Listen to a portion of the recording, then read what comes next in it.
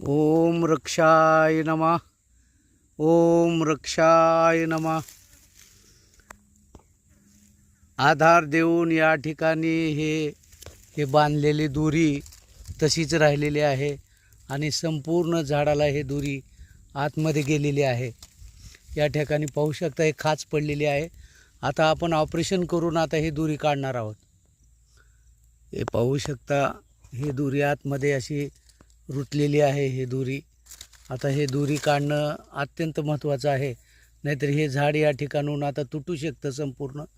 आपण आता थोडा काप घेतलेला या ठिकाणी पाहतोय, आतमध्ये पार दोरी गेलेली आहे.